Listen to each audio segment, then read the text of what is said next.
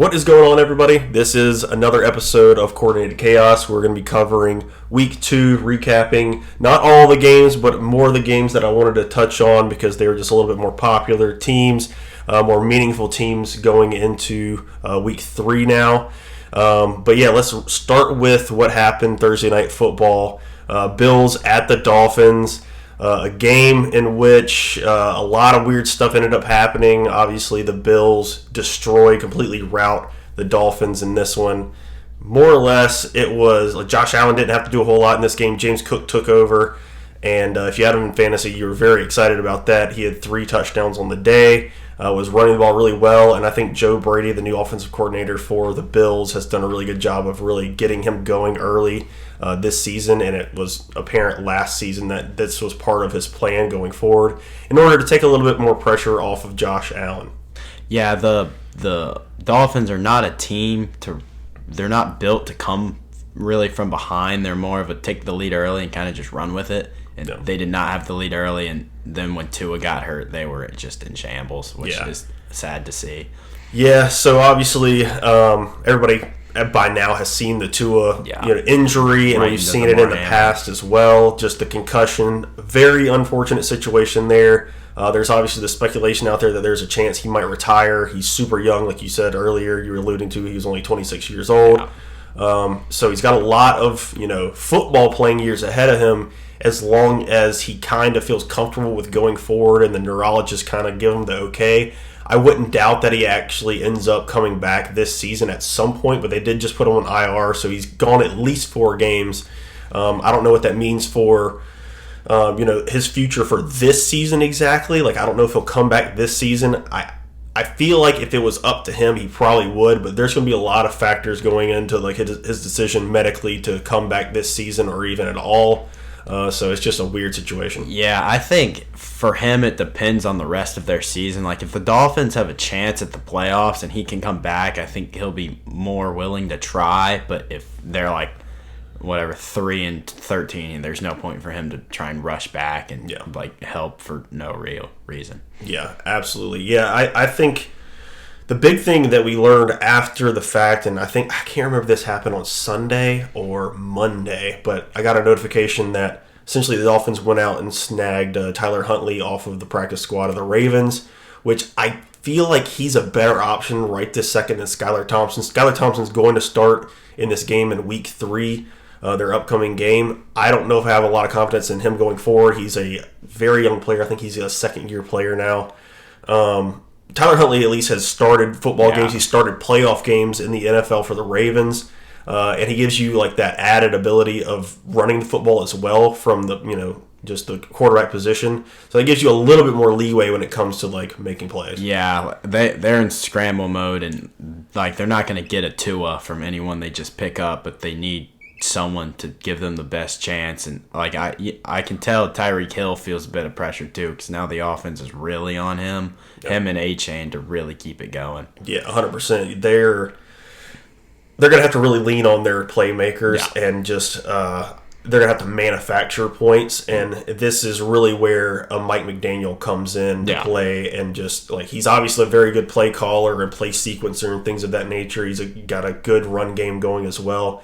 They're going to have to lean on all their playmakers in order to make this thing work. Their defense is going to need to step up more than the usual, too, because they're not going to be scoring 70 points. No, not this year. They're not going to be doing it, especially with 2 out. Yeah. But more or less, obviously the Bills go into Miami and get a W there, which they struggle to do sometimes there, but usually early on in the season when they play the Dolphins, it's at the 1 o'clock window, and it's in Miami, hot as crap, and they're like everybody's out there just melting because of the heat. But this time it was at night, Thursday Night Football, so they didn't really have to deal with the weather conditions there essentially. Yeah, did you see the quote from Batman that they put with Damar Hamlin? No. They say you either die the hero or you live long enough to see yourself become the villain. The memes were crazy after this game, at the expense of Tua a little bit, but man, it was definitely, Twitter was on fire fire after this game in general. I was confused. Like I'm no doctor, but it looked like Hamlin almost caught him. It wasn't like they just pounded straight into each other. That's actually fell. Yeah, it's a good point, and that was like part of the thing that made it almost a little bit more scary. Than like he didn't get rocked. Yeah, it wasn't like a helmet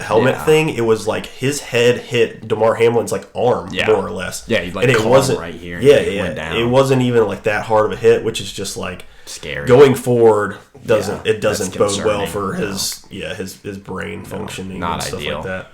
All right, let's move on to the next game. Saints versus Cowboys. This was in Dallas. Dallas home opener. Obviously, a lot of hype going into this one for the Cowboys. They came off a huge routing of the Browns in Week 1 and just laid a complete egg against the Saints. Yeah, as a fantasy owner of Alvin Kamara, one, it was awesome, but two, I like the Saints offense looked perfect. Yeah, like it was like what's his name? Rashid Shaheed. Yeah, him.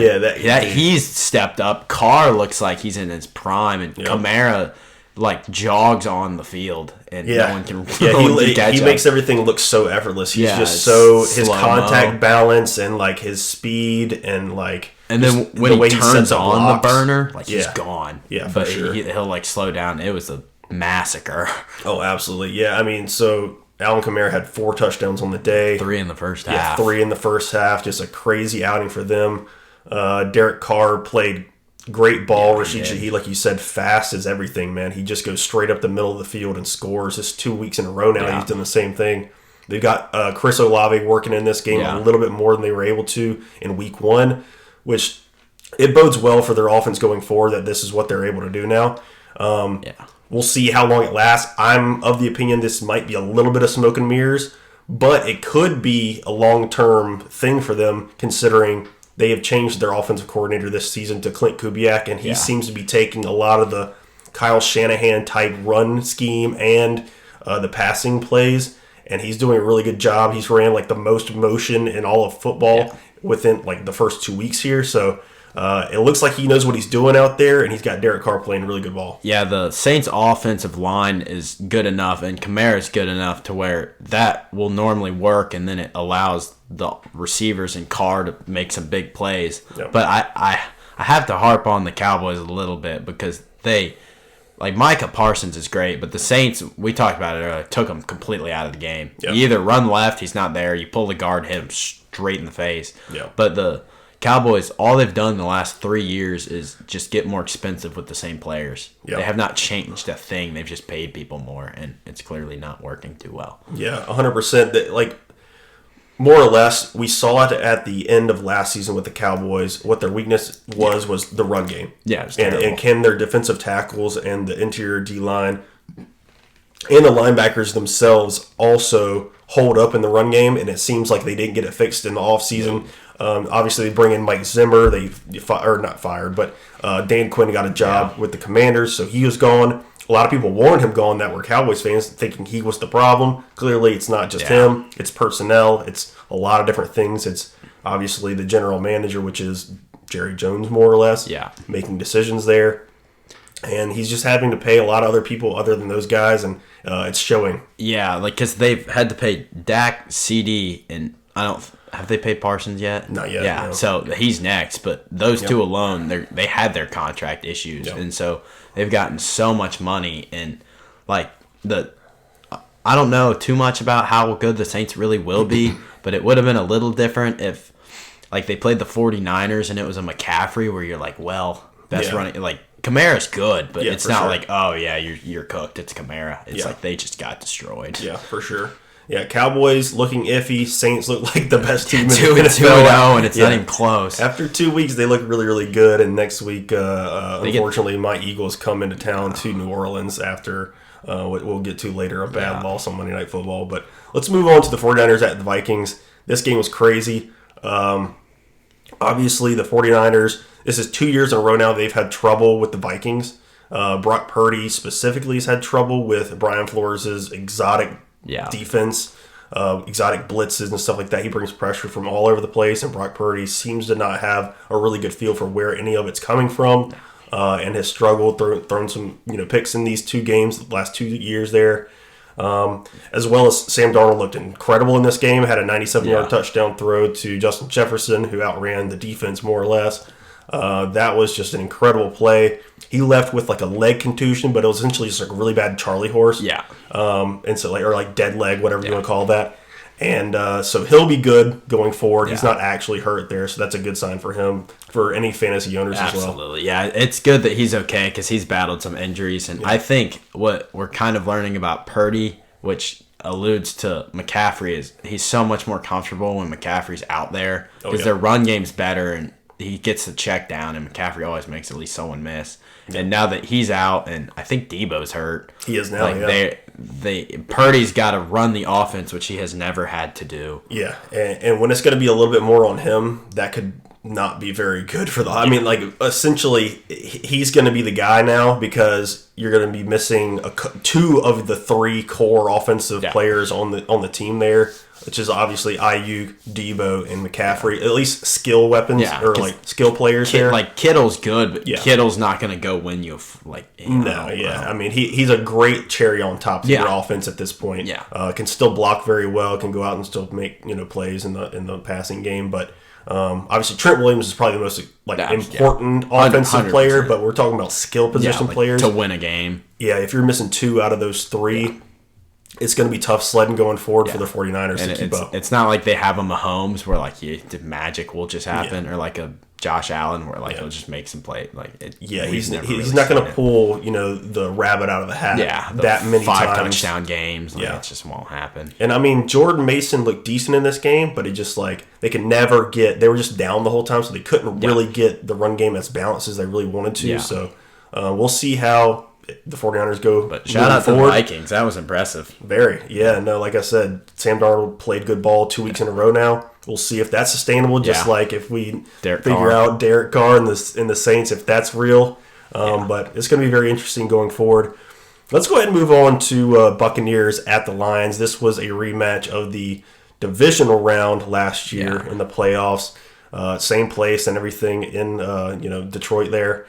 And Baker Mayfield basically drugged this team to a victory in Detroit, and I thought that was highly impressive. He had a crazy touchdown run where he Euro stepped a guy and just threw him to the side. It was crazy. Yeah, he made some plays, and Chris Godwin looked fantastic in this game. The Buccaneers are showing up. They had a lot of injuries on the defensive side of the ball, and still came in more or less shut down Detroit's offense. Yeah, I haven't seen Amon-Ra St. Brown get the ball very much, and I'm not too high on that because he opens up Gibbs and Montgomery, and if he's not getting the ball, they can just stack the box, which it didn't work well this game. And Dan Quinn apologized. Dan Campbell. Yeah, Dan Campbell. Yeah. He was like, that was on me. Because you see when 3 guys ran on, they had to run them off. Yeah. And then they either had to take a timeout or a penalty, and it's... Yeah. I think he had to take a timeout, if I'm not mistaken there. But either ideal. Way. Yeah, no, I don't know what it is about right now. It's like they're trying to justify. I said it last week. It seems like they're trying to justify the Jared Goff contract, and they're throwing the ball a little bit more than they probably should, because their offense is clearly run the ball and their play O-line defense. is great. Yeah, and their O-line is incredible. Yeah, let them run block 100%. Just let them start leaning on people, and by the fourth quarter, they're going to be tired. So, and then that's when you can start passing and speed the plays up and go up tempo, and then take advantage of that stuff. And Amon-Ra is a tough and gritty guy. In the fourth quarter, that's probably where he's going to be best. It's he's so conditioned that that's where he's going to thrive in the fourth quarter. 100%. But the Buccaneers, I said it to someone yesterday, the NFC South got a lot of crap, and right now, the Panthers terrible. Yeah. But the Saints, Bucks, and Falcons all look pretty solid. Yeah. So. Yeah. I mean, obviously, Falcons didn't look great in week 1. We'll get to this later. They beat the Eagles on Monday Night Football, but like you said, Tampa Bay undefeated so far. Yeah.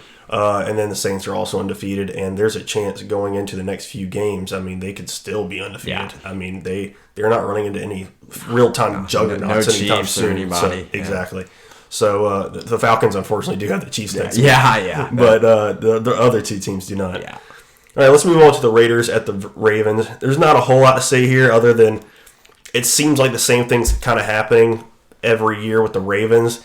it's almost always like clockwork. They have like a 7 to 10 point lead going into the fourth quarter and somehow blow it in a weird fashion. They just don't know how to close out games. And I'm not going to say this is an original thought for me, but I'm going to relay it as I heard it, and I thought it was a good point. I heard Chris Sims actually say essentially he sat down and he said he watched the game and he was like, man, I just don't know what does the Ravens hang their hat on right now? There's not one thing that they do exceptionally well, and they're just really good at a bunch of different things. Yeah. And it's all the good teams have an identity. It from the jump. Yeah. And going into the season, everybody assumed the identity of the Ravens was going to be defense, which it always is, and their defense is still good. And then run the heck out of the ball with Derrick Henry, because they signed him in the offseason. Yeah. That was the big signing. That was the big free agent. Look at us. Look what we did. Yeah. Y'all are going to have to deal with the mesh point between Lamar handing the ball off or keeping it and Derrick Henry. And it just hasn't really come to fruition yet. No, the Ravens offensive line, Crosby went bananas. Yeah. Derrick Henry at one point had negative .04 fantasy points. I was what's happening? Yeah. And he doesn't, at least with the Titans, they would start him 8 yards back. He'd get the ball in a full sprint, and he'd normally get at least 3 yards before he'd hit someone, which means he'd get at least 3 or 4 more yards. And they don't have that right now. He's a running back, like you were saying there, needs a little bit of extra momentum to get going. Yeah, because his acceleration isn't perfect. No. But he's got so much weight behind him that once he gets that motor running and he's got a full head of steam, he's someone over. Yeah, he's got some good runs in him for sure. And that's the problem is I feel like a lot of the Ravens offense right now is RPO based. Yeah. And so when you're doing that, you're doing a whole lot of inside zone or outside zone. Yeah. And you're taking the ball and you're going immediately horizontally rather than straight downhill. He's got to go up. Yeah, he's got to go between the tackles. For sure. And it's just they're going to have to figure some things out on the offensive side of the ball. I have faith they'll probably end up figuring it out by the end of the season. Talent too. Yeah, they do. Their pass weapons still do concern me. We kind of highlighted that last week on that. Yeah, Zay Flowers is a good player, but everybody else is just guys. Yeah. Unfortunately for them. But spot fillers. Shout out to the Raiders. They got the job done there in Baltimore. Not an easy place to go and win. Gardner Minshew started making some plays. He started to get the ball in the hands of Brock Bowers, who looked incredible once again. Really well. Catching the ball, running with the ball after the catch, and he just looks like a beast out there. Devontae Adams actually was having a kind of terrible game at the beginning of the game here, and then by the fourth quarter, he was making crazy plays. Ended up with over 100 yards and a touchdown. So they have Aaron Jones, don't they? No, Aaron Jones is on the Vikings now. Oh yeah, who's their running? So. Because the Raiders Josh Jacobs is gone. Yeah, the Raiders have Zamir White and Alexander Madison. He's the backup. So they just have a ragtag group of guys up there. Jacobs' void. No, not at all, really. Zamir White had a pretty decent end of last season once kind of Josh Jacobs got hurt, I think it was. So they kind of just went with him, and then they signed Alexander Madison to be the backup, and so it's kind of a two-headed monster right now between those two, but nothing special. But they were able to get the job done against the Ravens. They won. Let's move on to the Rams at the Cardinals. This one was a very surprising routing from the jump. Yeah. Cardinals put the pedal to the metal and didn't let up at all. Marvin Harrison Jr. gets his get-right game after week one. Everybody was a little bit upset. The fantasy managers were up in arms. They were like, what's going on here? Why is he getting 1 catch and 4 yards? And he comes out and has 3 touchdowns. Yeah, he had a great day, and we talked about it on the phone, but the Rams are in some trouble offensively because now Matthew Stafford, with no Kupp or Nakua, that's just not ideal. Yeah, the Rams offense has been decimated by injuries already. Going into the season, going into week one against the Lions last weekend, they already had injuries to the O-line there. They missed some players midway through that game against the Lions, and now they just have this ragtag group of random guys on the offensive line. Not anybody's super healthy at this point, and then obviously, like you said, they're missing Nakua now, and it looks like Cooper Kupp might also go on the IR, which makes me very upset as a fantasy owner of Cooper Kupp. He was a great steal in the draft this season, and now I'm going to have to scramble to keep up in fantasy. Yeah, the injuries kill, but Kyler Murray impressed me a lot. He was making some plays, and Marvin Harrison, like everyone knew what he could do. Yeah. We saw it in college. It was just a matter of time. Yeah, no, I agree. It was like a powder keg. Like after week 1, everybody was just sitting there like, all right, what is Marvin going to do in week 2 here? And then he just went completely nuclear on the whole. Yeah, I got a question. If week 1 is like 1 and week 2 is like 10, where do you think he fares for the rest of the season? I'll put it at like a 8. I think he's gonna like stay more so or less like 100-ish yards and a touchdown each game. I think he's gonna do that most of the rest of the season. I think week 1 they were like a little skeptical to get him going. Yeah, they just didn't like really like gear the offense towards him, and that's what they kind of have to do now. Yeah. I mean, because they don't really have the weapons outside. No. I mean, Trey McBride's a very good tight end, obviously. James Conner's a good running back, but on the outside, all they got is him, Michael Wilson, and Greg Dortch. Yeah, like he was their draft pick. That it was like, all right, we're gonna use this guy. Get it to your playmaker, your best wide receiver, and just kind of run the offense through him. And it worked in week 2, obviously, and they just completely rout the Rams. The Rams, like you said, are in trouble going forward, and no, not looking great whatsoever. But yeah, Cardinals impressive. Kyler Murray looking great. He will be right there in MVP contention if the Cardinals string together some wins here. We'll definitely see that name popping up in those conversations for sure. Let's move on. Bengals at Chiefs. Obviously, this comes down to a little bit of a controversial call at the end. I feel like almost every single one of these matchups comes down to the last second. And sometimes there's controversy, sometimes there's not. 2 years ago when the Chiefs beat the Bengals in Arrowhead to go to the Super Bowl to play the Eagles that year, that was the what was that guy's name? Like either I don't know. It was an outside linebacker. He essentially was running Mahomes outside of the play, and Mahomes goes out of bounds, and he gets called for that late hit, essentially, which put them in field goal range in order to kick the field goal, win the game, blah, blah, blah. But yeah, there's always a controversial call at the end of these games, and in this one you had the pass interference at the end on, I think that was Rashee Rice that was trying to catch the ball, and the guy comes from behind, hits him a little bit early there. It's a pretty bang-bang play in real time, so ref had to make a call. He made a call. And essentially, once again, that put them in field goal range to kick a game-winning field goal with Harrison Butker. Those two teams always battle, which is fun. And the Bengals, they'll be fine. They're 0-2, but they'll be fine. Yeah. But they're one of the only teams that has actually like beaten Mahomes and the Chiefs. Like they won. Like they didn't get won straight up. Yeah. They won the playoffs and the regular season multiple times. Yeah, like Burrow. There are like 3 quarterbacks that have beat Mahomes 3 times or something. Yep. And Burrow is one of them. But they also. Like, Butker gets not that much credit, and if they had just a very mid kicker, like, they'd be a so completely different team. 100%. Because Mahomes, like, when he's driving down the field to end the game, he knows, like, all right, I got to get to the 45, and that's it. It's not like he has to get really close so that someone can make a chip shot. Like, if Butker's within 60, it's normally good.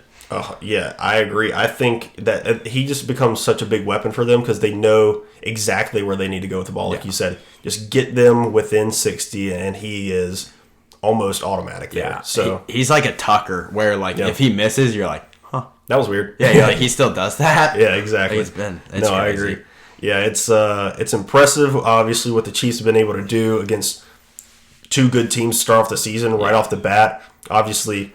Bengals didn't start off so hot in week 1, losing to the Patriots, but Joe Burrow and the Cincinnati Bengals, for whatever reason, always come out really slow in the season, and they kind of build the offense as the season goes on. So, like I said, I think, like you said, they'll get better as the season goes on. They'll be fine. Hopefully, they can get the Jamar Chase contract thing. He's got to settle down, too. Yeah. His penalty was really bad. It was. That was really costly. Yeah, I heard somebody, and I apologize for not being able to kind of reference whoever this was, but I heard somebody say something along the lines of, like, I feel like Jamar Chase out there on the field right now feels like a lone wolf, like he's out there alone because he doesn't feel the support of the organization behind him, so he's just kind of out there kind of lashing out more or less because he feels like he's being disrespected with the contract dispute. So if they're able to get that done and he like becomes more of a happy camper in general, and then obviously T. Higgins comes back with his hamstring, that team can be as good as they want to be. Well, because like when he was barking at the ref, Burrow tried to pull him away. It looked like he was so close to swinging at Burrow, and you're like, dude, like, that's your quarterback. Like, you got to calm down. You're playing the best team in the league away. Yeah, and you're right in it. Yeah, like you were in the game. I don't know what you're losing it for. Yeah, but yeah, he's got to settle down. And Kelsey, fantasy wise, so bad these first 2 weeks. It was really weird, like how little he was involved him at all. Yeah, it was weird. But no Pacheco now, so things might change. That's actually a huge injury for them because what made them so dangerous last year by the end of the season was they were able to stay super balanced by running the football, and Pacheco was so good. And Bryce and Kelsey just carried that. Yeah, he was just ripping off big gains in the run game, and that was just helping the offense keep everybody a little bit at bay. They couldn't all just play deep and be like, Mahomes, you got to throw the ball the entire time. So that's a big one. I don't know how long he's going to be gone, but it's a fractured fibula, so like not ideal. Could be like until the playoffs potentially. So they're going to struggle a little bit more on offense going forward. It's Pat Mahomes and the Chiefs and Andy Reid. I think they'll be fine. They'll just, hey, how about you just involve Travis Kelce a little bit more? You know what I'm saying? I mean, at this point, like, just you're probably going to have to do some more creative stuff and get more people involved. But Chiefs get another big W there. Let's move on. Bears at Texans. This was Sunday Night Football. I did not go in the Bears' direction this time. Caleb Williams did not look good once again, but I don't know how much you can kind of really gain from this game, considering it felt like as soon as he snapped the ball, there was somebody in the backfield. Yeah.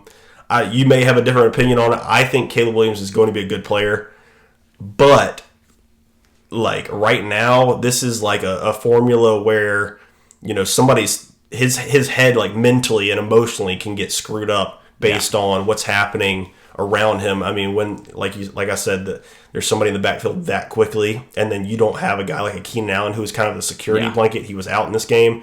Rome Odunze's playing, but he's on like a sprained MCL. DJ Moore is the only one that's like. Really DJ Moore is the only one that's really healthy at this point, and he looked visibly frustrated with the offense in general. Like I said last week, I'm a little concerned about the play calling of Shane Waldron. He didn't look good last year in Seattle, and he's there in Chicago now. And if it becomes a thing and that becomes a narrative, and then people start souring on the offense because of the play calling, it could get really bad quickly again there. Defense for the Bears, very, very good. Yeah. Gave C.J. Stroud a little bit of trouble, actually, in this game. There was not a whole lot of scoring to be going around.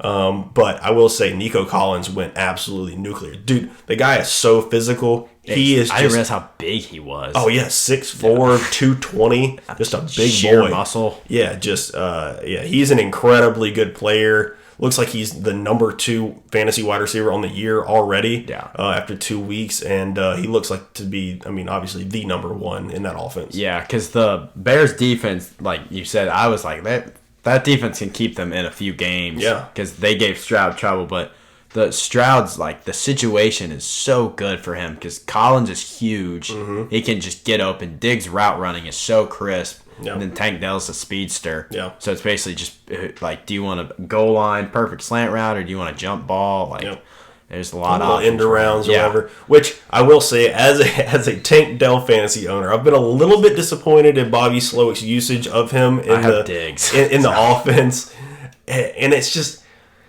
Especially last game, it was like multiple end arounds, which I know he's fast, and he's probably the fastest receiver you have on the offense and the fastest player you probably have on the offense. And you want to get him like the ball in his hands, essentially, to make a play. Yeah. And he's like that jitterbug type player where he can make somebody miss and it could be gone for 80. Yeah. The problem is like you can also get the ball in his hands a little bit a different way. Just like involve him a little bit more in the passing game. There was a spot in this game though where he got open down the seam.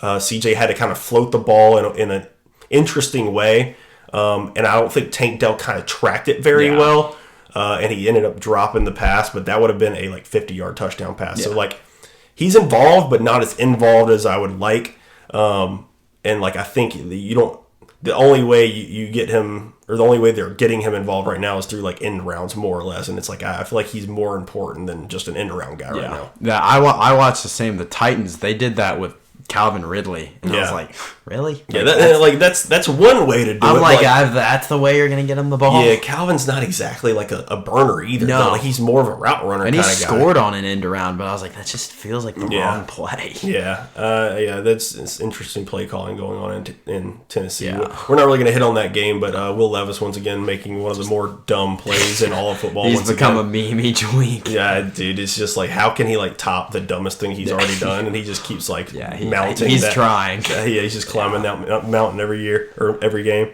Yeah, it's a crazy one. All right, let's go ahead and move on to Monday Night Football, Falcons at Eagles.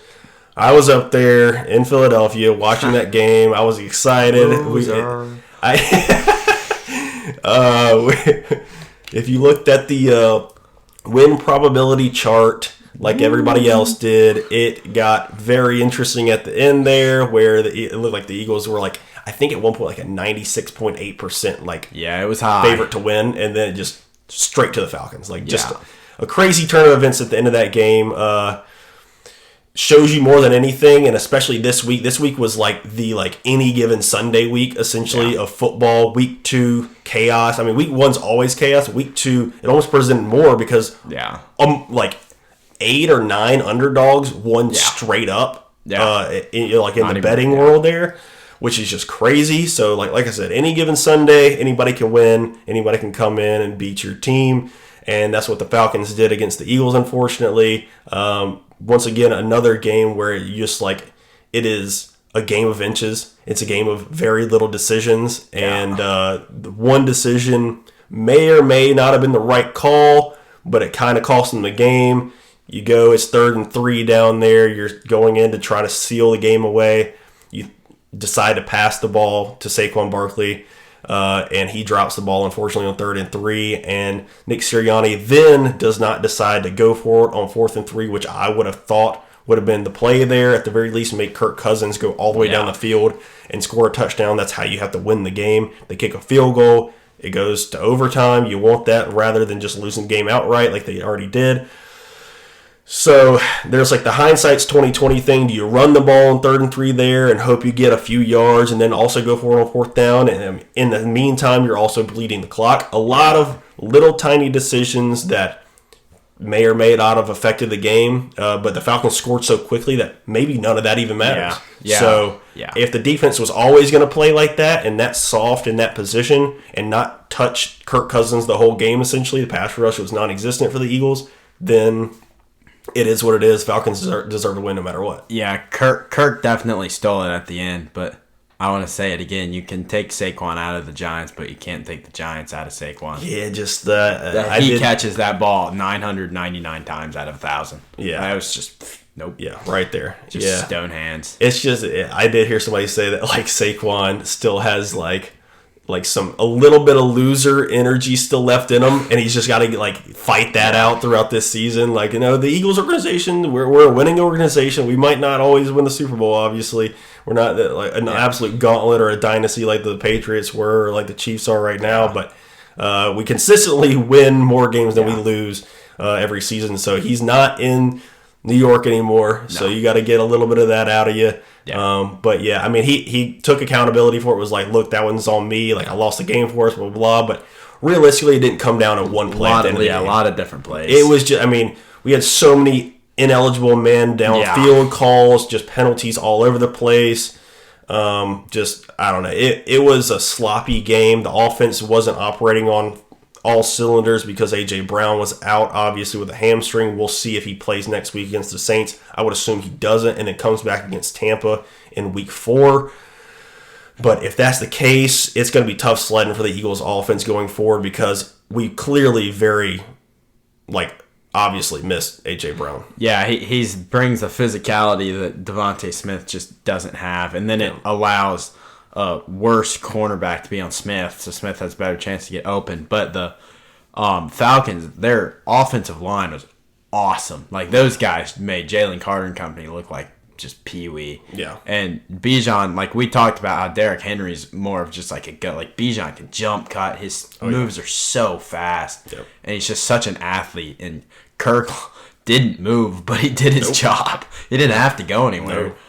No. I mean, the problem, like you were saying there, Falcons O-line caught a lot of heat after week 1 where Pittsburgh really got after them. Watt just, but at the end of the day, they have a great D-line. Yeah. Like, their defense in general is awesome. Yeah, their defense in general is incredible. Eagles secondary played decent in this game, but the pass rush was, non-existent. Yeah. I mean, Jalen Carter, a little article came out today, or a little blurb came out today that Jalen Carter actually missed the first series of the game because he was being punished for missing some kind of team-related activity earlier in the week that he was a little late for. That's just stupid. So so he was like dealing with probably the emotions of that and just being kind of like benched for the first series or whatever, and then he comes in, but he didn't really. I mean, he obviously is getting double teamed like crazy right now, and then that like because everybody knows he's the best defensive lineman on the team by far, bar none at all. But you double team him, everybody else has got one-on-ones. You can't lose your one-on-one all game long, especially for a guy like Bryce Huff that we paid in the offseason $50-some million to come in and essentially replace Hassan Reddick's production, and he's getting stonewalled by tight ends out there. That is not a good look going forward. No, it's not a good look for Howie Roseman as the GM to go out there and make that trade, or not trade, but make that acquisition in free agency, and it's not working out in his favor. Josh Sweat on the other side is not really producing either. Brandon Graham gets a sack in this game, but then he gets called back because of like a defensive holding call, and he's 35. Like, he's retired. He's literally, this is his swan song. He's retiring after this year, and he looks like the best end we have, which is just not good. So I feel like there could be down the pipeline an acquisition of another end of some sort, or maybe some more defensive tackle help for some reason, but honestly, defensive tackle room is okay right this second. But they do got to figure out how to stop the run, because if they don't do that, on top of like giving up this much time for quarterbacks whenever they do drop back to pass, it's going to be a long season for the Eagles. Well, and especially when they're going to meet a quarterback that can scramble. You're going to finally get home, and there goes Josh Allen. You're like, well, that's stupid. Yeah. But they couldn't get home very well, and it's kind of unfortunate because the secondary had to play their man for like 5 to 6 seconds. Yeah, and they did pretty well most of the game. Yeah. But it started with Robinson. He would just run. Then they'd bring in the other guy, run. Then they'd occasionally throw a pass, and it just... Yeah, I mean, they held them for really as long as they could, and then last, it was like the dam was breaking at the end there in that fourth quarter comeback when they scored the touchdown with Drake Lennon at the end. Well, and the Eagles could have started with 3 points. They went to go for it, and it didn't work. So. They did, and that's like, some people are saying, like, take the points kind of thing. I don't mind the aggressiveness. Oh, yeah, it's early. It's like, let's see. It's early. If we can get it. Go for it. I'm fine with that. But then, like, you got to stay consistent with it. If you're going to be aggressive there, you got to kind of continue to be aggressive with it. You can't just, like, be wishy-washy with those decisions. Because, like I said, at the end there, the 3rd and 3, if you run the ball and you get a few yards, then you go for it on a 4th and, let's just say, for example, 2 or 1. You can push potentially there. Even if, like, they made the decision to throw the ball to Saquon, he drops it, it's 4th and 3.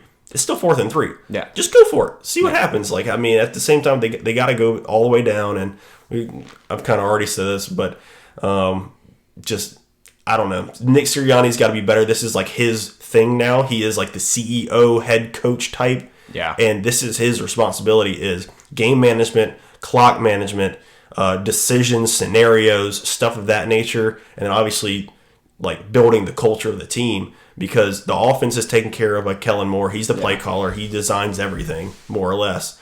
And then Vic Fangio is the guy on the defensive side of the ball. So he's got like 2 head coaches underneath him. He's got to be like keyed in on all of these decision type things, and he's got to be better at it, or else like we're going to be finger pointing at him by the end of the season. It's like, what are you actually doing? Yeah, because if, like you said, if he was like going into the game, we're going to play passive. You take your 3 points early, you take your 3 points again, they're up 9. Yeah. And then if you go for it twice, you assume you get it at least once and probably score, and then they're 7, and then you're up 10. Yeah. And so if you, like, it's like playing poker. Like, you can't lose once and get out. Like, you just have to keep playing until you eventually try and win. For sure. And so, I don't like the, like, halfway aggressiveness. For sure. It's not going to work. Yeah, for sure. It's Yeah, like I said, he's just got to make better decisions, and we'll see. I mean, the Eagles have a tough going for the next couple weeks. Yeah. We got the Saints in New Orleans, which is never an easy place to play, and they're playing super good football right this second. Hype as can be. And then we have to go to Tampa Bay,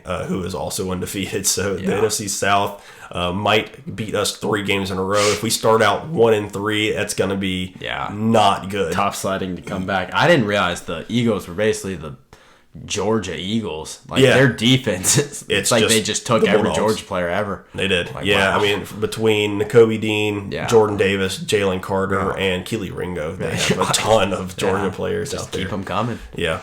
That's pretty much it for the recap of week 2. There's something I want to touch on for a second here. This is the Bryce Young gets benched scenario here. From my perspective, I really appreciate and respect the fact that Dave Canales was willing to do this and just bite the bullet more or less, because I think he realizes that this might be his only chance to remain a head coach and continue to be a head coach in the NFL, and he's got to show that his offense is good. It's just at least mediocre. Yeah. Like in the average NFL world, like his scheme and his play calling, he's got to get somebody in there that's going to be able to run the offense that he wants, and show that he's worthy of keeping his head coaching position. Yeah, because I love Bryce Young, but watching the game is just painful. And then you can't even tell if they're good plays because they break down so fast. Yeah.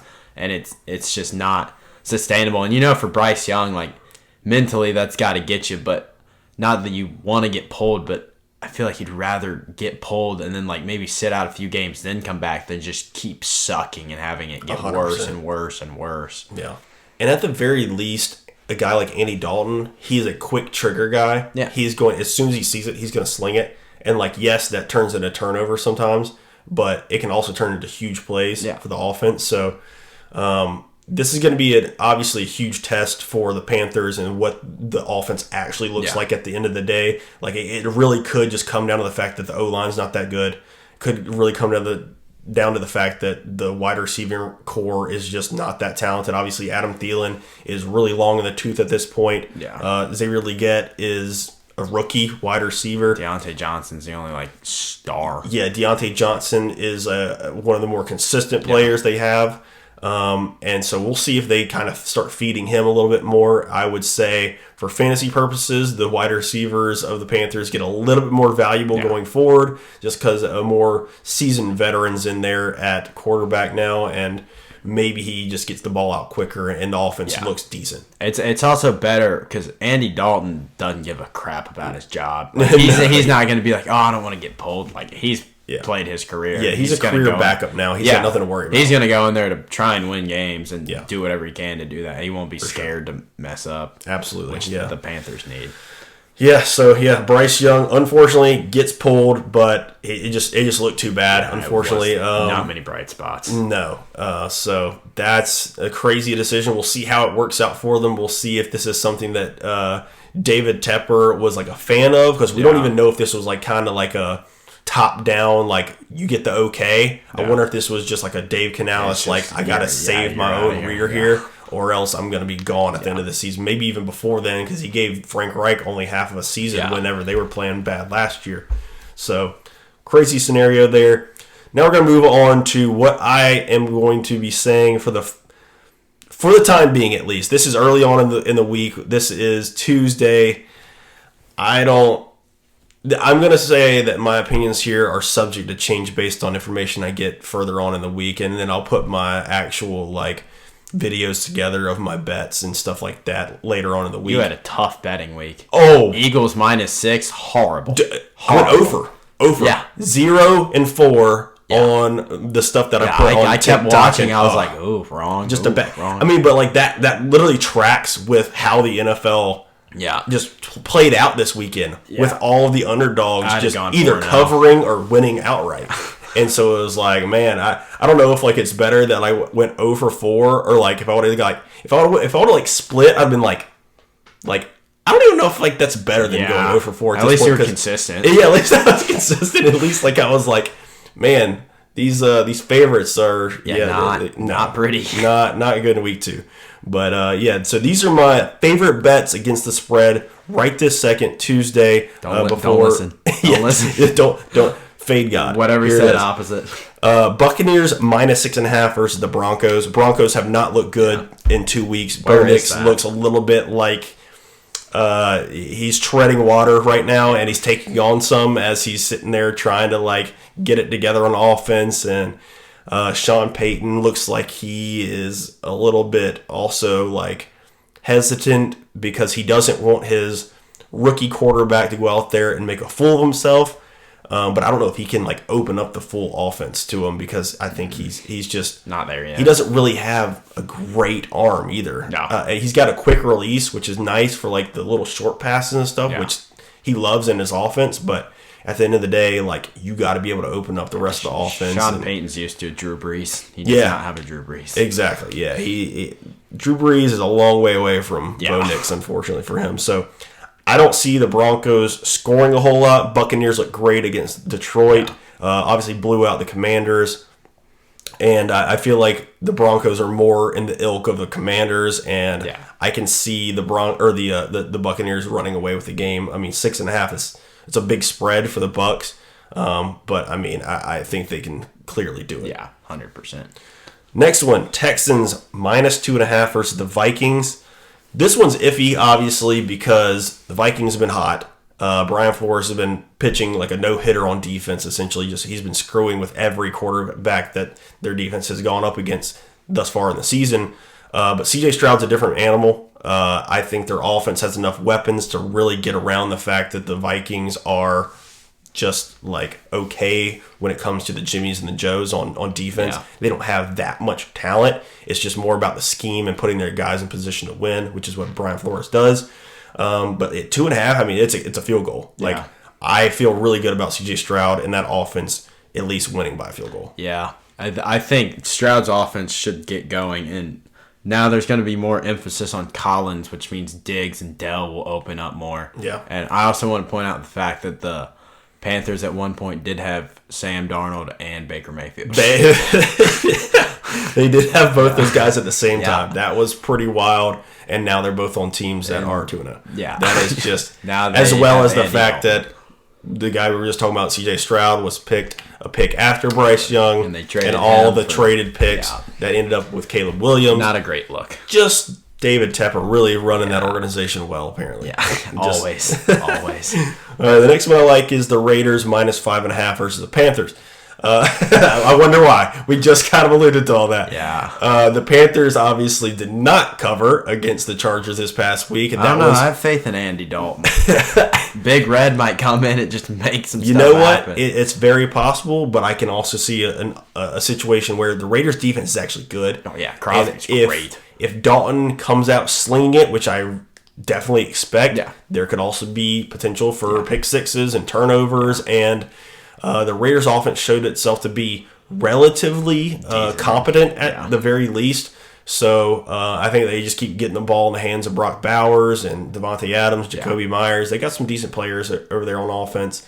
And so as long as they can stay balanced with the run game, which Zamir and Alexander Madison have been just okay thus far in the season, we'll see. But 5.5, that's a touchdown. Panthers haven't moved the ball with Bryce Young. We'll see how it goes with Andy Dalton, but big I kind of like flip. it. Yeah, absolutely. Big coin flip. And if you were to exactly put in those three bets as a parlay, you're looking at plus 581, $10 to win 68.15, which is not terrible. Your odds are probably still not great. You lose but, $10. Yeah, exactly. Yeah, if you like losing $10 a pop, follow my bets. Yeah, right here. Yeah.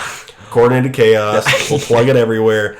I mean, I'm just as bad as Book It with Trent. That guy is also the fade god. So if I keep losing like this, I better get as famous as Book It with Trent. That would be that's true. Somebody pay me to be horrible at this, and I will win. You could be like, I'm thinking, like Eagles -5.5, so I'm gonna bet, and then just bet the other way, and then just on. That's exactly right. Like go 12 for 12.